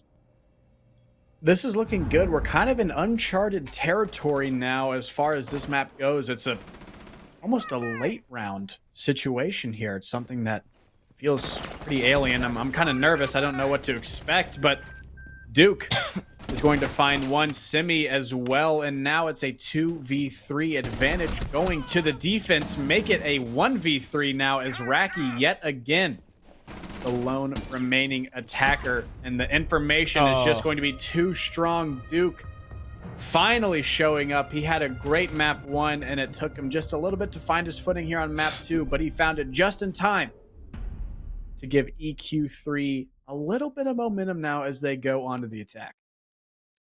I'm curious to see how Homeland is going to defend this map of Cafe. It's the 3rd defensive round we've seen won between both of these teams across now 2 maps and a plethora of rounds. We passed the 15-round barrier, and EQ3, well, they're the only team to win any defensive rounds. Homeland yet to do so, and they're looking to change that narrative. They're on the defense now, and it will start off bar cocktail. I'm nervous. Just for the mere fact that we saw a lot of jump outs from Homeland on Bank, and that map is, I would say, much harder to kind of go for jump outs, or at least it's a lot riskier. You're probably going to get refrag more often, much tougher to get back in the building. But here on Cafe, anyone who's ever played ranked once on this map will tell you that the defenders King love to George. just fly out windows. Yeah, I mean, King George is Every time out of the no stage exception. window. Yeah. Every time. Yeah. If you ever play King George in ranked and he's on Bandit, he will A dog be jumping cafe. out the stage window. So just Stage be ready window for that. every time. Every time. I'm glad we're giving the viewers VOD review yeah. of King George. Any Seems, other King very George tips and important. tricks? Hit me up. I know the guy forwards and backwards at this point. But Homeland, we are seeing a pretty bog standard lineup from both sides here. Nothing out of the ordinary. So maybe, just maybe, we might see a single round of what we'll call traditional Rainbow Six on this map, but that's yet to be seen, as EQ3 has yet to make any real inroads into the site. Into the map. Well, yeah. This is one of the first times we've seen both of the roof hatches get opened by an attacking team here crazy. on Cafe, which is weird to say, because this is the typical Cafe, where you go to the roof, you knock open the hatches, and then you find your way down, and then you go down sniping. another floor and another floor. However, whatever site you may be attempting to take. Maki will just spray away as they try to take out the player on this mini bar rappel, and oh, it's a dangerous angle to fight. We've got two players on this window. The burn will come through, so the pixel shield sure to be eliminated as more flashbangs come on. Eventually, an impact from the Sophia will ring out. On the window, nearly losing their life is, well, Semi, who's playing an aggressive rappel here. Is they're still waiting and trying to watch away at that white stairs and see if there's any aggression here from the Homeland defense. Instead, they're holding their home and holding away at the map right now, waiting for EQ3 to walk on in, and not a lot of progress has been made here by the EQ3 attack. That being said, they did a good job. They've cleared out that pixel shield. Zez now, behind some electrified walls, is just going to be stuck maintaining the control of this white hallway. That mute with the shotgun, an absolute nightmare to deal with, especially if you want to make pressure down that white hallway. But EQ can just elect to ignore that entirely and try to go for a plant here. They're going to have to deal with Raki. They're going to have to deal with any long angles from Cocktail that might be working to deny a plant. But the nade from Z is going to take out Zez. And now that white hall control has been entirely forfeited from the side of Homeland. Raki able to find one as a player in Cocktail narrowly escapes with their life now. In a 4v3 situation as Ivan finds one back onto Duke. 30 seconds remain as it's time for EQ3 to hit the bomb site and show what they can do on attack. Zach will find one on Ivan, but Snipey will trade it out on a Z. Effectively, Homeland has the advantage here with the Nomad and Habana. So plenty of good gunpowder and firepower to go on through. A flashbang will go through, and it will actually team flash, and Zach is blinded. They won't check the corner, but they end up doing so. They'll be able to bring down one, but it's put Haiku into a 1v2, but he whips around and hits the headshots. Haiku again, a miracle worker. This support is insane. The newest pickup for EQ3, showing how it's done, and Haiku steals a round away from Homeland. It was looking rough, but it's good to know. It was honestly reassuring. It felt good in the soul to know that just playing the round normally can still also work.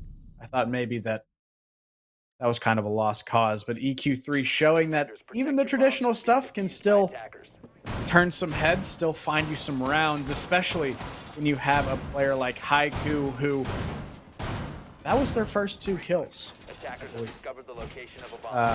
Yeah, I mean, what kills to find there?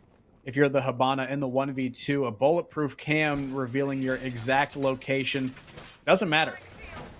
They're still there to close it out. EQ3 did a great job there in the early round of finding the control they needed. Homeland were able to fight back, but at the end of the day, EQ3, once you have those clutch potential players in clutch spots, sometimes they're just going to show up. Well, time was ticking. There were seconds left in the round. Haiku had to plant the diffuser or find the pick. And if you're a Homeland defender and you know that there's such little time left on the board, run away. Make Haiku plant. Because more than likely, he's got to plant through 00 timer, and if you have to do that, well, you can't get off or you lose the round. It's a win-win for Homeland regardless. Instead, they elected to peek. They tried to fix their qualms on Bank, where Haiku was able to win a 1v2, where the defenders were too far away, and Haiku, again, just making the better play. Homeland defenders not able to land the shots, and it ends up being a win. A C4 will come on through to the roof or possibly the skylight. Does not find any of the EQ3 attackers. And Flores, his first appearance here on the map, as Semi begins to do some reconstruction of the bomb site of their own. EQ3 once again just going for this kind of traditional take. Gonna burn out the player in pixel, get that piano control, and then start putting their eyes towards the site. But it's going to be on Homeland to deal with that slow and almost kind of unavoidable pressure from EQ3, as Ivan might try his hand at turning the tides of battle. You hear that air jab, no impacts for Ivan here, but if he can sniff out the location, there's someone there. Oh my, He's sitting right boy. there. There's something happening somewhere. Oh, there it is. Z just totally aware. He's gonna get him. He's gonna get him, bro. Oh, it's like, This is hilarious. It's just a stare down right now. Yeah, if Ivan steps out just a few more inches and tries to get out, I think that he's gonna try to get out. There it goes. There it goes. Z sat there for if I'm Ivan, I'm so upset. I mean, the It's like patience. I cleared the air jab, and Z just sat there, and like there had to have been information from EQ3. Like, there's no way you're just sitting there just cause. Like, unless you know Homeland that well, a nade will come through from Duke to remove the mute from this bathroom position. Gosh. Instead of getting away, Duke will actually throw the nade to escape with their own. They've been downed in piano. Now they can be recovered, but they'll be brought down to 20 HP, so it'll be a little bit less impactful potentially in the round. Racky on low HP and Freezer, and will actually lose their life. Cohen with a response though, bringing down Haiku, so the Habana no longer in the play to clutch. Zez will bring down, or try to bring down one, but instead it's Cohen actually to bring down Z. So effectively all manpower evens out at 3v3 with 30 seconds left. Attackers recovered the diffuser. Make that a 2v3 now, as Zach gets a very important entry onto the site before getting down to himself, but the diffuser might actually meet the hardwood this time, and it actually does. We have a plant in this matchup, folks. That's right, we are not lying, but now a 1v1 between Zez and Duke. The diffuser is down. Duke on low HP, made even lower by that electrified wall, and the scream of the sledge giving away his position. Zez able to sniff that out and close out that round for Homeland, giving us yet another defense. Look at that. Disabled by defenders. Yet another defense, and it's Homeland's first defense throughout both maps so far. And well, the series has been even, and I think it's been a real showing between the support players of Zez and also Haiku. Like, their clutch potential is insane. It's unreal. Both support players are really showing up for their teams, especially when they're needed. Duke nearly won out that fight, and I think he actually would have had he not been downed earlier running across the hallway. And well, it's funny because Zez was the mute who was playing in bathroom, and Duke was trying to deal with him with the grenade. If that grenade had hit and landed in bathroom like Duke's intentions were, Zez may not have been on the board, and Duke most likely would have won the round. So implications earlier in the round, not being able to finish out that mute in the bathroom, led to a round win for Homeland. Their first defensive round coming here on round 8 in Cafe, the second map of the series. And, well, better late than never. A perfect example of the butterfly effect. So it's crazy how stuff can come back to bite you later in a round. But now we're seeing something a little bit different, something that you don't see very often, especially at this level. We are seeing the dining and mining setup here from the side of Homeland, looking to maybe switch things up. If there was ever a site to bring a zombie, I feel like this would be it. And yet we're still just not seeing her, which I think is really interesting. I guess it doesn't matter if you're just going to try to spawn peek the windows, but still, I'm surprised that we're not seeing our newest addition to Team Rainbow on the map here. Yeah, Vigil instead of Azami, and the Legion makes sense. I've seen Legion played a lot on this map, especially in Brazil. Siege and BR6, even APAC a little bit on this bomb site. I've done some studying of the mining, dining bomb site. A little bit of homework, surprisingly. This is way long ago, but still, again, all those concepts kind of come back into play. You want to roam in reading a lot. That is a central focal point. And also, you have to maintain that upstairs control, because you lose that train hatch, it is deadly inside of the bomb site. You kind of have to play outside, and that's where you really need to make sure you're holding under rating, because if you lose that, you've probably already lost the round. 60 seconds have flown by, and EQ3 is still figuring out their plan of attack. a tough task ahead of them, made even tougher by the fact that Racky's going to find one for absolute free onto Semi. Semi, the Zofia, having a rough go of things here on map 2. And now things are going to get a little bit more difficult for the side of EQ3. They already seem to have trouble figuring out their exact plan of attack on this side. It's something that you don't see very often. But one thing that's going to be making it a lot easier is if Homeland keeps giving you free picks. That's the best part. Sometimes if you don't know how to attack a site, if the defense just keeps giving you gunfights, then it doesn't necessarily matter. So if Homeland can kind of play within the confines of their defense, play patiently, and they should find this round no problem, but Snipey is going to have to fight for whatever map control they have upstairs as Koyan finds one on a haiku.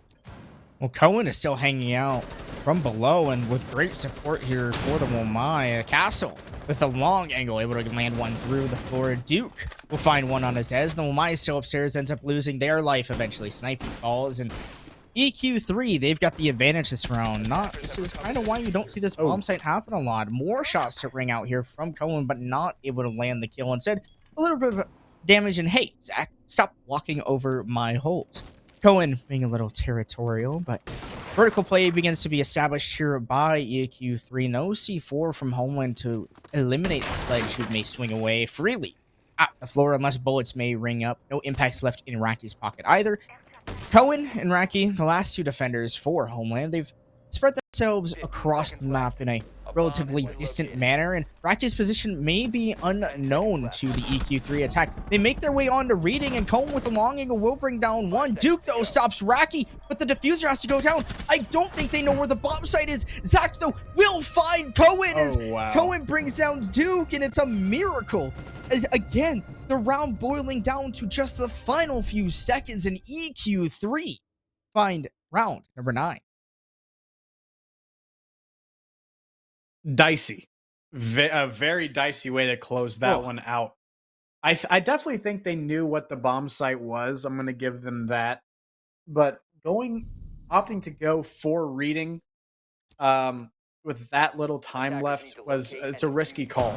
Especially with the diffuser. If that falls to the floor and you're running out of time, things can just go south really quickly, despite all the great work that you did early in that round to find that man advantage. But hey, if it works there, and EQ3 find an absolutely crucial round. A 4-5 feels a lot more manageable. It definitely is a lot more manageable than a 3-6. The match point denied there by EQ3, and so now we made I would say equally, if not more impactful round, because this could be tied or we could find match point.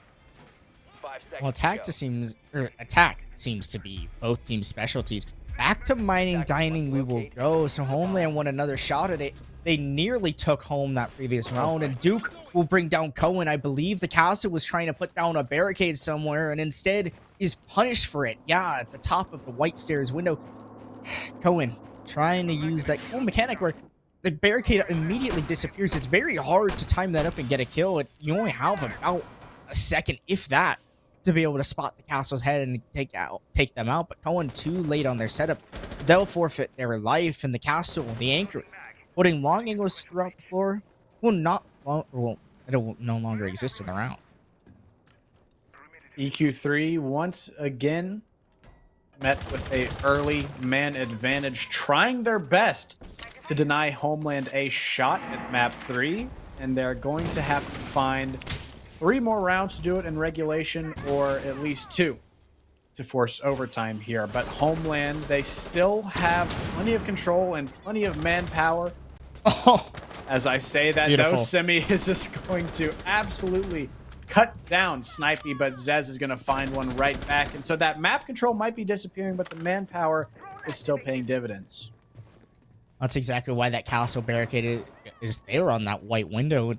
Cohen being punished early ends up punishing Snipey as well, who's probably comfortable and used to that defensive setup. I didn't even know that window was never barricaded in the first place. Zez, though, from below will try to challenge on a Semi, but they're spotted out by a drone, so we'll elect to think better of it, as they would have certainly lost their life. Semi repelling on into the white hall now, and just over a minute, or just under a minute and a half left, rather, is EQ3. They begin to, again, a lots of forward progress on their attack. Breach charge rotations will be made in between Freezer and Cocktail instead of eliminating that castle barricade. Haiku waking up finally in this lobby as Rocky will fall, and Semi still working this vertical presence. Zez and Ivan, the last two Homeland defenders, and they feel very uncomfortable in the bomb site. Information on Zez will be enough to take them out, and Ivan will lose a little bit of HP to Haiku, but not finish off just yet. A swing coming through, and Z from the white hallway will end up taking out that last player. The alibi falls, and rounds even back out. That's a great work there from EQ3, just punishing the small little mistakes from Homeland. Usually, I'm sure that the castle has been laid on his setup 1,000 times and not met the wrong end of a weapon, but this time punished for it and furthering that damage, taking advantage of the fact there's no castle barricade on that white hall, finding another one, increasing their man advantage, increasing their presence on the top floor. Homeland, they felt really confident in that mining and dining setup, opting to go for it twice, and it was shut down pretty cleanly by EQ3. It can be a tough task to deal with sites that you don't see very often, so good on EQ3 for being able to close that out pretty cleanly. They've evened it back out. Homeland still have only won one defense, and they need more. They really need more, because if EQ3 manages to put themselves on a match point, they're one round away from sending themselves into the round of 8 on SCS Season 7 closed qualifier at number 1, and they end up winning that next match. They'll find themselves in the advantage, and they'll qualify themselves for SCS. So, Homeland, you really don't want to go through all of these qualifiers again. It's a long day, a long night, and they're not looking too hot right now. EQ3 have taken back the momentum that we saw earlier on in this matchup, and things not looking too great on the other side of Homeland. EQ3 now with a solid chunk of momentum in their pocket are going to try to claim this lead here. Semi going to do a little bit of work with these Rotero drones yet again, exploding that bar, removing a little bit of cover yet again from this Homeland defense here. And once again, we see just the classic clinical patient take from this west side of the map.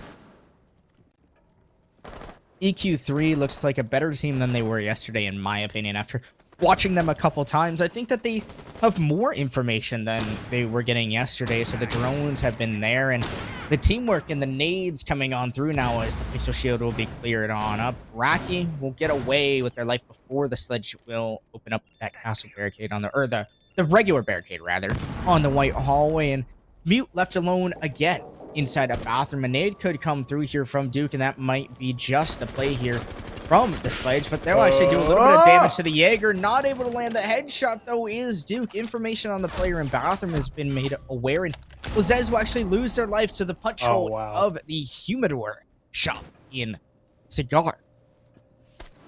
Great work there. Heads up play from Haiku, able to cut off that Mute's exit from the bathroom, making this white hall control a little bit more difficult, as I think we're seeing a bit of a treadmill. That's not good. Everyone's just kind of frozen in place here. Unfortunately, it seems like we've run into, there it is, another server issue. Wouldn't be Rainbow Six Siege without it. Happens, but it's unfortunate that happened on such a crucial round where the attack already had that advantage. I wonder if they're still in it and playing out, and maybe it's just our maybe server just us. connection. I hope so, honestly. Haiku found another one. Yeah, Haiku gets a kill. Duke They're gets a definitely kill. not planting. They're definitely not. No, they don't plant. That's definitely not happening. That's not an EQ3 thing. Homeland probably losing another defensive round, and I'm gonna assume that EQ3 end up taking it and projecting themselves on a match point. Maybe a miracle play from Zez. We always see the Homeland hard support clutching it out, so there's potential. But we're on a slight pause, and we'll see what ends up happening. Hayden, though, it's been a fun match. Yeah. Lots of rounds swapping back and forth, much closer than Bank, it seems. Homeland struggling on defense yet again. EQ3, not quite the same. They've had a very solid defensive half, as well, Homeland's found I think 2 defenses, actually. I think I'm shorting them 1. I think they did find 2 defenses. On the other side, EQ3, they found a couple as well, and we've evened ourselves back out. Yeah, but the biggest rounds are still ahead of us. And as we try to figure out this tech issue, we're going to go to a quick break, and then we will be right back. So don't go anywhere.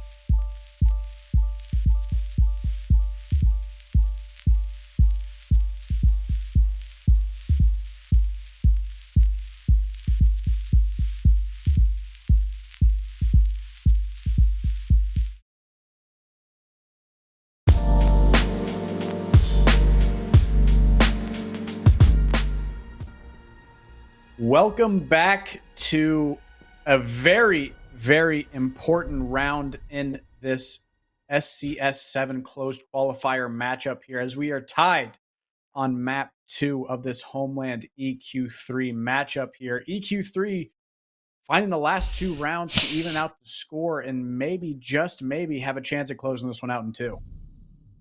Well, Hayden, we've got a couple results actually starting to pile in here from the tournament. Citizens Arrest beat Able Esports. So that means the winner of this matchup, should it be EQ3, should it be Homeland, will take on Able, or Citizens Arrest rather. Now there's a player on that team. Obviously we're celebrating Veterans Day tacos, so we'll say happy Veterans Day to Kale. Of course. Thanks for your service, and also happy birthday to the mother that birthed Kale. Happy birthday. Thanks. For she's Thanks. a Happy jolly birthday, good Mama Kale. woman. She's a jolly good woman. Happy birthday. Yeah, she's a But- jolly good mother. 5 seconds remaining. Well, anyway. Attackers are moving. Ugh. Find ourselves on in. Lycus Empire S2 Esports, also their game. 8-6, Lycus Empire taking map number 1 over on the main channel, Nerd Street R6, and Galu Malu and Harrison Crow are casting that matchup, so make sure to go give that one a watch as while we're in our bricks. Other than that, though, Homeland and EQ3 are tied 5-5. Map number 2, Cafe. EQ3 currently have the momentum, but that has all been null and reset kind of with this break that we had, this technical pause. The round is replayed because both teams disconnected. The whole lobby actually ended up crashing, and it's a 5v5 instead of the advantage that EQ3 originally had. Homeland are going to have to try to pick up the pieces of these previous rounds. They've had some time to think it over, think about what they've done, you know, and see where they can improve upon their previous attempts at defense here. But EQ3 has also had the same amount of time at their disposal. So it's going to be a battle of which teams can adapt better, and it looks like Duke is putting a strong case forward for his side, but Snipey is going to fight right back, shutting down the sledge. The early aggression from Duke, finding one Ivan off the board, who's been an absolute nightmare to deal with, but Duke, equally as strong, is taken away.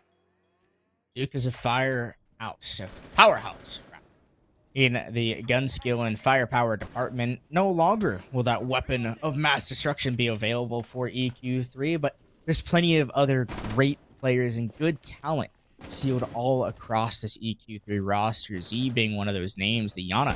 No more grenades in pockets, so they won't be able to clear that mute out of the bathroom position just as easily. And there's actually no more destructive gadgets across the board of EQ3 as the final Rotero RCXD drone will blow up in Cocktail to try to dislodge Raki out of this position. A few flashbangs were made in Semi's pocket, but no more blow, boom, boom, go, bye-bye utility.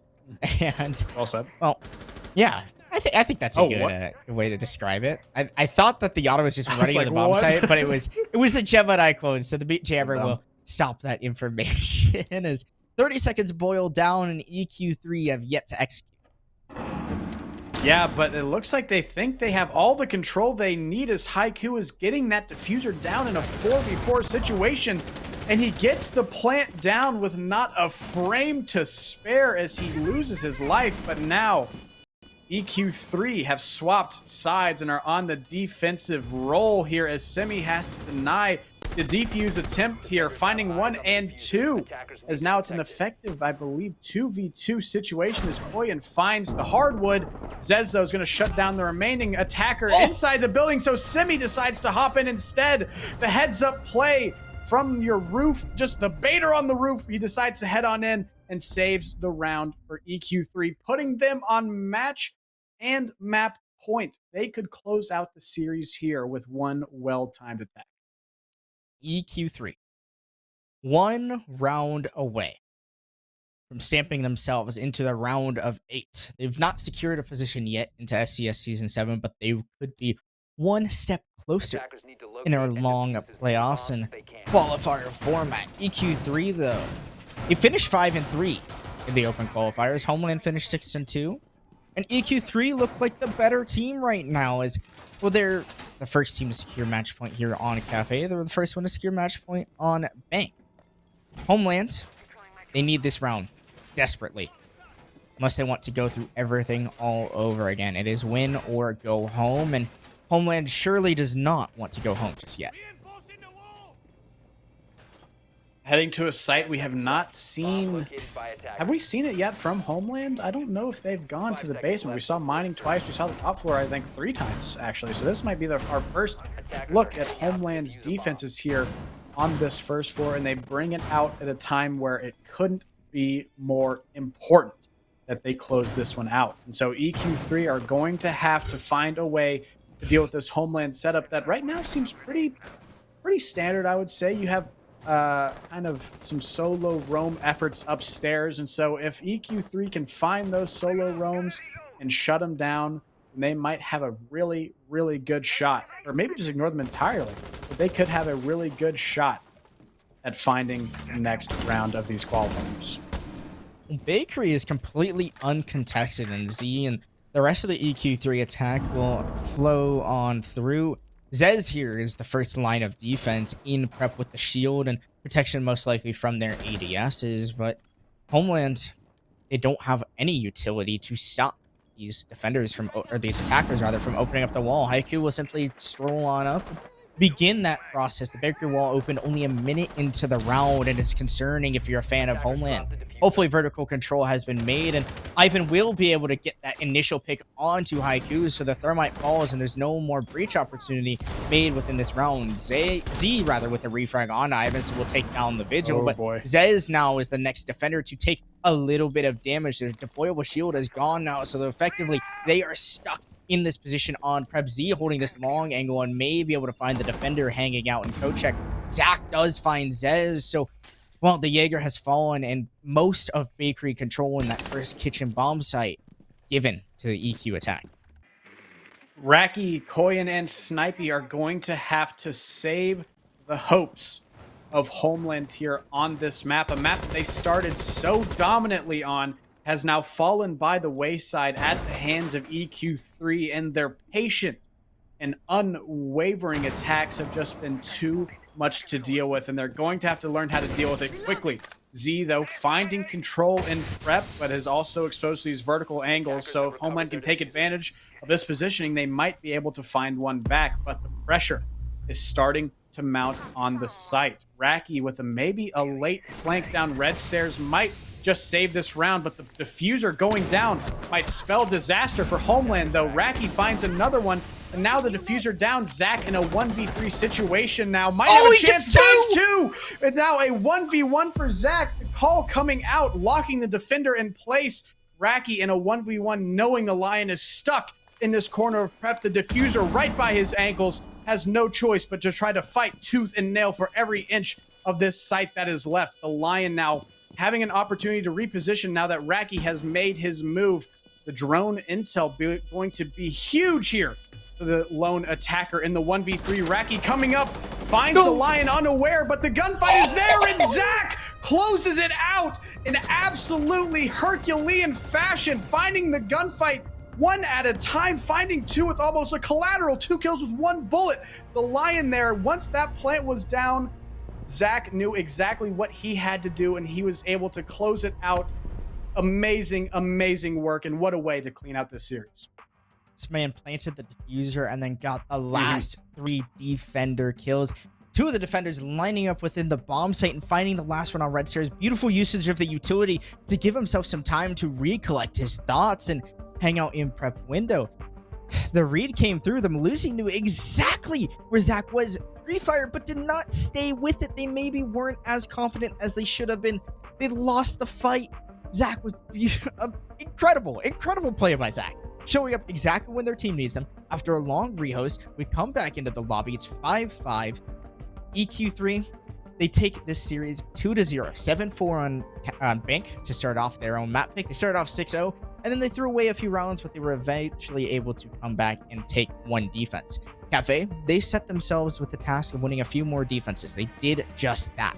They end up winning Cafe, and Well, there's no map number 3 needed. Theme Park will not be shown today, and instead, Citizens Arrest will be the next task for EQ3. Yeah, great work there from that team and from that squad entirely. Both teams there putting up a great show. And if you are keeping an eye out for more Rainbow Six entertainment, be sure to keep your eyes peeled on twitch.tv/nerdstreetr6. And here, I believe we're on twitch.tv/SFCL to catch all of the qualifier action, because right now the heat is only going to be turned up. And if you are out there thinking, man, that looks fun, I think I want to try my hand against some of these players, against Homeland, who's now going to have to fight through Qualifier 2, be sure to sign up for the second open qualifiers. Take a look at SCS_esports on Twitter. You can navigate that site right now and get some information about that second open qualifier. Find your team, find your friends, and find some competition. But as far as this matchup goes, that's going to be all for me and Klimps. It's been an absolute pleasure to watch this one alongside with you, and we will see you soon for our second matchup. Pollard's on a double though, and he finds the third to the